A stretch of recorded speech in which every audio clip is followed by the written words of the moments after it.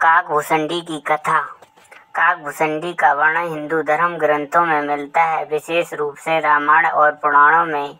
ये कथा भक्ति, ज्ञान और समर्पण का अद्भुत उदाहरण है। काकभूषणी जी एक महान ऋषि थे जो भगवान राम के अन्य भक्त माने जाते हैं। उनकी कथा का विवरण हमें रामचरितमानस के उत्तरकांड में प्राप्त होता है।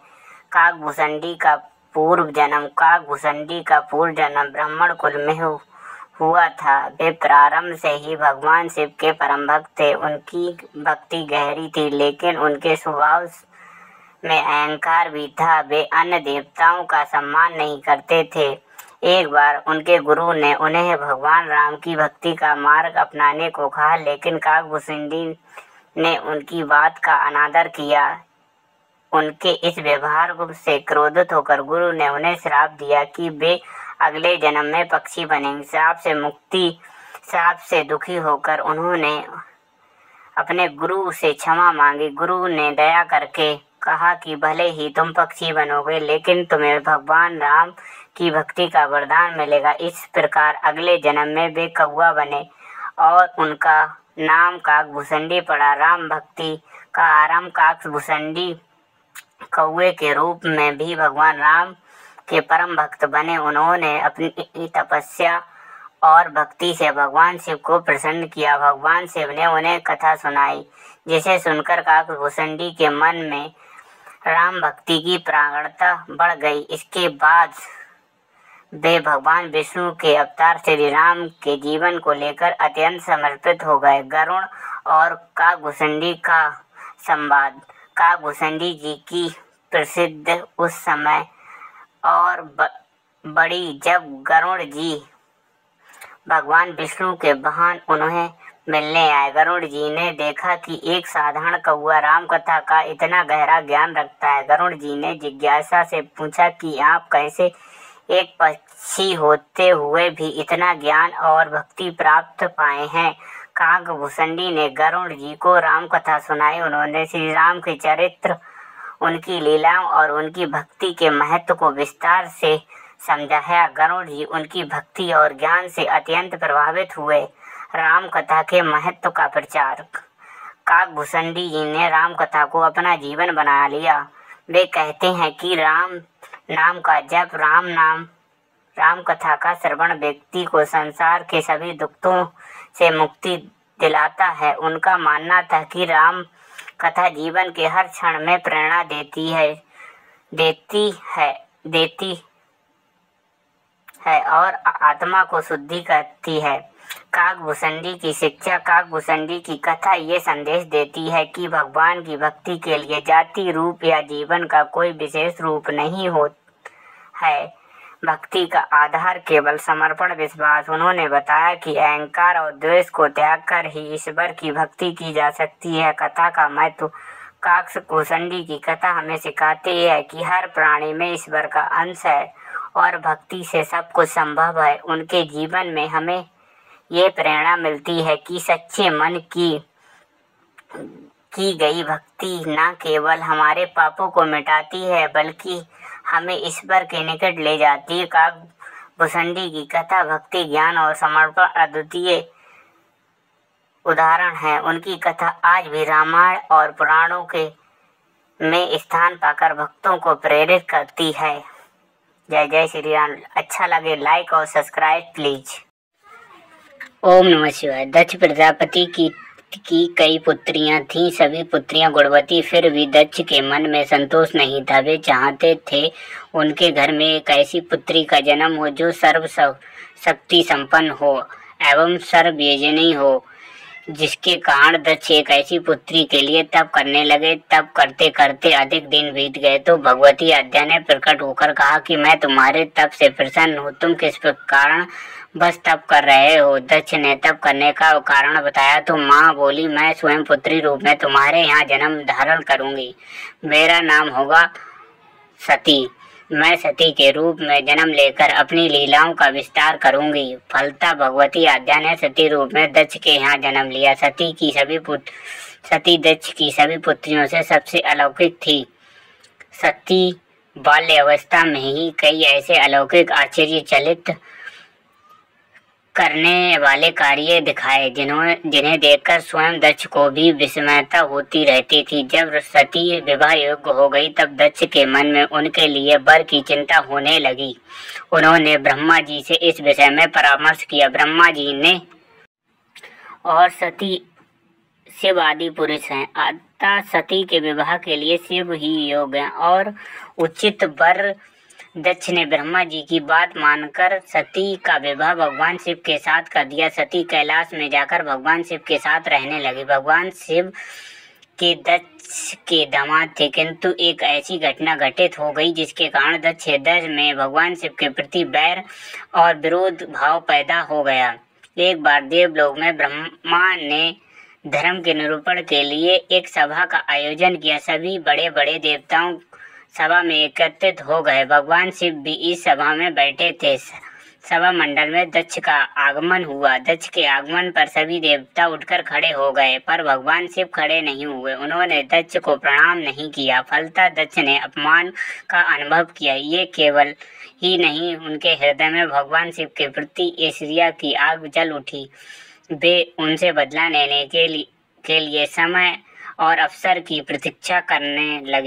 एक बार सती और शिव कैलाश पर्वत पर बैठे हुए परस्पर वार्तालाप कर रहे थे। उसी समय आकाश मार्ग से कई विमान कनखल की ओर जाते दिखाई पड़े। सती ने उन विमानों को देखकर भगवान शिव से पूछा, प्रभु ये सभी विमान किसकी हैं और कहाँ जा रहे हैं? भगवान शंकर ने उत्तर दिया, आपके पिता ने बहुत बड़े यज्ञ का आयोजन किया है। समस्त देवता और देवांगनाएं इन विमानों में बैठकर उसी यज्ञ में सम्मिलित होने के लिए जा रहे हैं। इस पर सती ने दूसरा प्रश्न किया, मेरे पिता ने आपको यज्ञ में सम्मिलित होने के लिए नहीं बुलाया? भगवान शंकर ने उत्तर दिया, आपके पिता मुझसे बैर रखते हैं, फिर वे मुझे क्यों बुलाने लगे? सती मन ही मन सोचने लगी, फिर बोली, यज्ञ के इस अवसर पर अवश्य मेरी सभी बहनें आएंगी। उनसे मिले बहुत दिन हो गए हैं। यदि आपकी अनुमति हो तो मैं अपने पिता के घर जाना चाहती हूँ। यज्ञ में सम्मिलित हो लूंगी और बहनों से भी मिलने का शुभ अवसर मिलेगा। भगवान शिव ने उत्तर दिया, इस समय वहां जाना उचित नहीं होगा। आपके पिता मुझसे जलते हैं, हो सकता है वे आपका भी अपमान करें। बिना बुलाए किसी के घर जाना उचित नहीं होता। इस पर सती ने प्रश्न किया, ऐसा क्यों?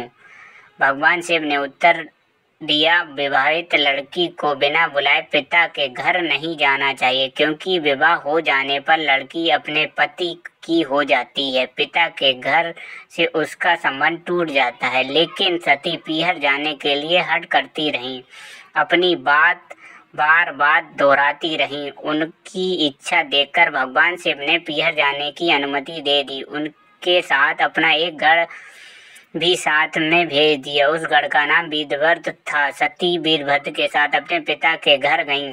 घर में सती से किसी ने प्रेम पूर्वक वार्तालाप नहीं किया। दक्ष ने उन्हें देखकर कहा, तुम क्या यहाँ मेरा अपमान करने आई हो? अपनी बहनों को तो देखो, किस प्रकार भांति भांति अलंकारों और सुंदर वस्त्रों से सुसज्जित हैं। लाइक और सब्सक्राइब जरूर करिए। तुम्हारे शरीर पर मात्र बागंबर है। तुम्हारा पति शमशानवासी और भूतों का नायक है। वह तुम्हें बागंबर छोड़कर और पहना ही क्या सकता है? दक्ष के कथन से सती के हृदय में पश्चाताप का सागर उमड़ पड़ा। वे सोचने लगी, उन्होंने यहाँ आकर अच्छा नहीं किया। भगवान ठीक ही कह रहे थे, बिना बुलाए पिता के घर नहीं जाना चाहिए। पर अब हो क्या सकता है, अब आ गई हूँ। पिता के कटु अपमानजनक शब्द सुनकर भी सती मौन रहीं। वे यज्ञ मंडल में गईं और सभी देवता और ऋषि मुनि बैठे थे तथा इंद्र कुंड में धूं धूं कर जलती हुई अग्नि में आहुतियाँ डाली जा रहीं। सती ने यज्ञ मंडप में सभी देवताओं के तो भाग देखे, किंतु भगवान शिव का भाग नहीं दिखा। वे भगवान शिव का भाग देखकर अपने पिता से बोली, पितृश्रेष्ठ यज्ञ में तो सबके भाग दिखाई पड़ रहे हैं, किंतु कैलाशपति का भाग नहीं है। आप आपने उनका भाग क्यों नहीं रखा? दक्ष ने गर्व से उत्तर दिया कि मैं तुम्हारे पति शिव को देवता नहीं समझता, वह तो भूतों का स्वामी नगन है, रहने वाले और हड्डियों की माला धारण करने वाला है। वह देवताओं की पंक्ति में बैठने योग्य नहीं है, उसे कौन भाग देगा? सती के नेत्र लाल हो उठे, उनकी भौहें कुटिल हो गईं, उनका मुखमंडल प्रलय की सूर्य की भांति तेजोदीप हो उठा। उन्होंने पीड़ा से तिलमिलाते हुए कहा, ओ मैं इन शब्दों को कैसे सुन रही हूँ, मुझे धिक्कार है। देवताओं, तुम्हें भी धिक्कार है, तुम भी उन कैलाशपति के लिए इन दिनों इन शब्दों को सुन रहे हो जो मंगल के प्रतीक हैं और जो क्षण मात्र में संपूर्ण सृष्टि को नष्ट करने की शक्ति रखते हैं। वे मेरे स्वामी हैं। नारी के लिए उसका पति ही स्वर्ग होता है। जो नारी अपने पति के लिए अपमानजनक शब्दों को सुनाती है, उसे नरक में जाना पड़ता है। पृथ्वी सुनो, आकाश सुनो और देवताओं तुम भी सुनो। मेरे पिता ने मेरे स्वामी का अपमान किया है, मैं अब एक क्षण भी जीवित रहना नहीं चाहती। सती, सुनो, मेरे पति ने मेरे स्वामी का अपमान, मेरे पिता ने मेरे स्वामी का अपमान है, मैं अब एक क्षण भी जीवित रहना नहीं चाहती। सती अपने कथन को समाप्त करते हुए एक कुंड में कूद पड़ी। जलती हुई आहुतियों के साथ उनका शरीर जलने लगा। एक मंडप में खलबली पैदा हो गई। हाहाकार मच गया। देवता उठकर खड़े हो गए। वीरभद्र ने क्रोध से कांप उठे। वे उछल उछल कर यज्ञ का विध्वंस करने लगे। यज्ञ मंडप में भगदड़ मच गई। देवता और ऋषि मुनि भाग खड़े हुए। वीरभद्र ने देखते देखते दक्ष का मस्तक काटकर फेंक दिया। समाचार भगवान शिव के कानों में पड़ा। वे प्रचंड आंधी की भांति कनखल जा पहुंचे। सती के जले हुए शरीर को देखकर भगवान शिव ने अपने आप को भूल गए।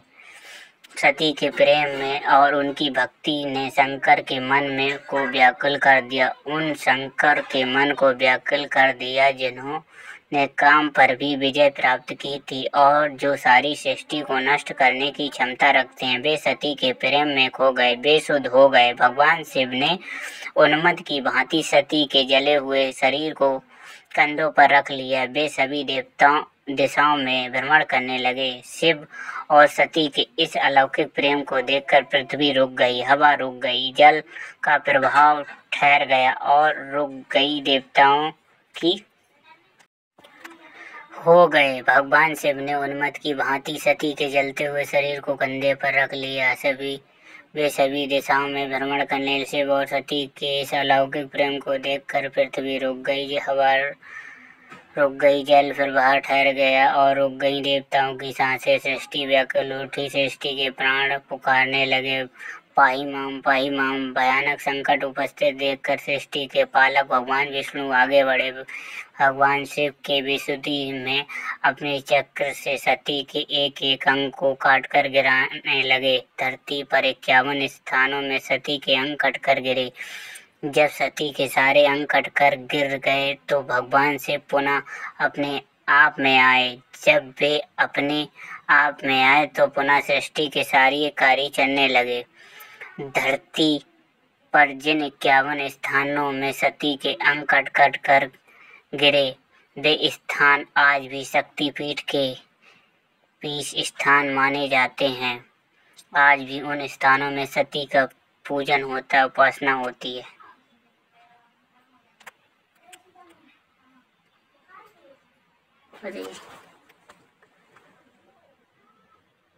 खाटू श्याम की प्रेरणादायक कहानी। खाटू श्याम जी को हिंदू धर्म में कलयुग के भगवान के रूप में पूजा जाता है। उनकी कहानी बलिदान, भक्ति और सच्चाई का प्रतीक है। उनकी प्रेरणादायक कथा हमें ये कर्तव्य और निष्ठा के प्रति अडिग रहने की शिक्षा देती है। महाभारत के युद्ध में पौत्र बर्बरीक ने एक विशेष स्थान अर्जित किया। बर्बरीक अपनी शक्ति और वीरता के लिए प्रसिद्ध थे। उनके पास 3 अमोघ बाण थे जिनमें से वह पूरे युद्ध का अंत कर सकते थे। उनका दृढ़ निश्चय था कि वह युद्ध में हमेशा हारने वाले पक्ष के साथ खड़े होंगे। जब महाभारत युद्ध प्रारंभ होने वाला तो श्री कृष्ण ने उनकी इस प्रतिज्ञा को चुनौती दी। कृष्ण ने उससे पूछा, युद्ध में हारने और जीतने वाले पक्ष की पहचान कैसे हो? बर्बरीक ने उत्तर दिया कि हमेशा कमजोर और पीड़ित पक्ष का समर्थन करेंगे। कृष्ण ने ये सुनकर ये योजना बनाई। उन्होंने सीधे सोचा कि यदि बर्बरीक ने हारने वाले पक्ष का समर्थन किया तो अंत में कौरव और पांडव दोनों पक्षों का नाश हो जाए, क्योंकि युद्ध का समीकरण लगातार बढ़ रहा।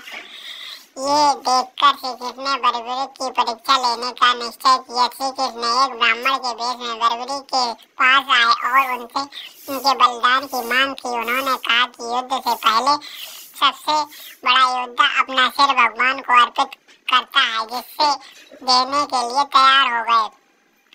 बर्बरीक ने अपना सिर श्री कृष्ण को अर्पित कर दिया, लेकिन उन्होंने एक अंतिम इच्छा प्रकट की। उन्होंने कहा कि वह पूरे युद्ध अपनी आंखों से देखना चाहते हैं। श्री कृष्ण ने जब बाद में विजेता का चयन किया गया तो श्री कृष्ण ने पांडवों से पूछा, जीत का श्रेय किसे जाता है? हर किसी ने अपने अपने तरीके से जवाब दिया, लेकिन बर्बरीक ने सिर से कहा, ये विजय आपकी है हे श्री कृष्ण, क्योंकि आपने इस अपने समर्थ और नीति से संभव बनाया है। ये बर्बरीक बाद में खाटू श्याम के नाम से जाने गए। उनके बलिदान और अटूट भक्ति के कारण उन्हें कलयुग के भक्तों के हर दुख को दूर करने वाला देवता माना गया है। प्रेरणा। खाटू श्याम की कथा हमें सिखाती है कि सच्ची भक्ति और बलिदान से कोई बड़ी चीज नहीं है। ये कहानी ये भी बताती है कि किसी भी तपस्या और धर्म सत्य के मार्ग पर चलना महत्वपूर्ण है। आज भी खाटू श्याम जी का मंदिर उनके भक्त और श्रद्धा विश्वास के साथ जाते हैं और उनके चरणों का अपने जीवन समर्पित करते हैं। सब खाटू श्याम बाबा। प्रेरणा और विश्वास की कहानी। खाटू श्याम बाबा, जिन्हें भगवान श्री कृष्ण के वरदान प्राप्त है, उन्हें भक्तों के लिए संकट मोचन और प्रेरणादायक स्रोत हैं। उनके चमत्कारों की अनेक कथाएं आज श्रद्धालुओं को जीवन में विश्वास और भक्ति की राह दिखाती हैं। बाबा का जन्म महाभारत के समय हुआ था। वे बर्बरीक के रूप में जन्मे थे और उनकी भक्ति, वीरता और बलिदान की कहानी हमें जीवन में कठिन संघर्षों आगे बढ़ने की प्रेरणा देती है। बर्बरीक का बलिदान। महाभारत युद्ध के दौरान बर्बरीक, जो महान योद्धा और भीम के पोते थे, ये युद्ध में भाग लेने की इच्छा जताई, लेकिन उनका संकल्प था कि वे हमेशा हारने वाले का पक्ष के साथ देंगे। श्री कृष्ण ने उनकी भक्ति और निष्ठा का परीक्षण लिया और पूछा कि यदि वे युद्ध में शामिल होते हैं तो किसी विजयी बनाते हैं। बर्बरीक ने जवाब दिया कि वे हमेशा कमजोर पक्ष के साथ खड़े होंगे। श्री कृष्ण को एहसास हुआ कि बर्बरीक युद्ध में शामिल होना परिणाम को उल्टा हो सकता है, इसलिए उन्होंने बर्बरीक से उनके सिर का बलिदान मांगा। बर्बरीक ने अपनी श्रद्धा और निष्ठा से अपना सिर श्री कृष्ण को अर्पित कर दिया। उनका ये बलिदान न केवल उनकी महानता को दर्शाता बल्कि ये भी सिखाता है कि सच्ची भक्ति से त्याग का महत्व कितना बड़ा होता है। श्री कृष्ण ने प्रसन्न होकर उन्हें आशीर्वाद दिया कि कलयुग में श्याम नाम से पूजे जाएंगे और जो भी सच्चे दिल से आपकी भक्ति करेगा उसकी सभी मनोकामनाएं पूर्ण। बाबा के चमत्कार। खाटू श्याम बाबा के भक्तों की कहानियां उनके चमत्कारों की गरीब किसान की कहानी प्रसिद्ध, जो कि सूखी फसल को देखकर हताश हो गया। उसने बाबा से प्रार्थना की और कुछ दिनों में ही बारिश हुई, जिससे उसकी फसल हरी भरी हुई। ये कहानी सिखाती है कि बाबा पर अटूट विश्वास जीवन की सबसे बड़ी समस्याओं का समाधान हो सकता है। भक्ति और सेवा। एक और प्रेरणादायक कहानी। एक विधवा महिला की जो बच्चों के साथ परवरिश के लिए संघर्ष कर रही थी। उसने खाटू से मंदिर में जाकर बाबा की सेवा शुरू की। धीरे धीरे उसके जीवन में सुख शांति आने लगी और आर्थिक समस्याओं भी हल हो गई। बाबा सिखाते हैं कि सेवा और समर्पण से जीवन की सकारात्मक बदलाव। बाबा की प्रेरणा। खाटू श्याम बाबा का संदेश कि जीवन में चाहे कितनी भी समस्याएं आए क्यों ना आए, अगर आप अपने उद्देश्य के प्रति सच्चे हैं और भक्ति में विश्वास रखते हैं तो कोई भी बाधा हमारे मार्ग में स्थायी नहीं रह सकती। बाबा के मंदिर में हर साल लाखों लोग उनकी कृपा प्राप्त करने आते हैं। उनकी कहानियाँ हमें यह समझाने की मदद मिलती है कि विश्वास, त्याग और सेवा से जीवन को नई दिशा दी जा सकती है। निष्कर्ष, खाटू श्याम बाबा की कहानियाँ और उनके चमत्कार हमें जीवन के हर मोड़ पर प्रेरणादायी देते हैं। वे सिखाते हैं कि सच्ची भक्ति और सेवा किसी समस्या का समाधान संभव है। उनके बलिदान और कृपा प्रेरणा हमें लेकर जीवन के धैर्य और विश्वास भक्ति बनाए रखते हैं। राधा का निस्वार्थ प्रेम। एक बार श्री कृष्ण ने सिरदर्द होने का नाटक किया। सभी ग्वाल और गोपियां उनके सिरदर्द का इलाज जानने के लिए चिंतित हो उठी। नारद मुनि ने सुझाव दे दी, यदि कोई सच्चा भक्त अपने चरणों की धूल उनके माथे पर लगाए तो उनका दर्द ठीक हो सकता है। ये सुनकर सभी गोपियां डर गईं, क्योंकि भगवान के माथे पर चरणों की धूल लगाना पाप माना जाता है। लेकिन राधा ने बिना कोई हिचकिचाहट अपने चरणों की धूल अर्पित कर दी और कहा, यदि मेरी धूल श्री कृष्ण के दर्द को ठीक हो सकता है तो मुझे पाप भुगतने का कोई भी डर नहीं। राधा ये निस्वार्थ प्रेम और आत्मसमर्पण भक्ति की पराकाष्ठा को दर्शाता है। ये हमें सिखाता है कि सच्ची प्रेम भक्ति किसी निस्वार्थ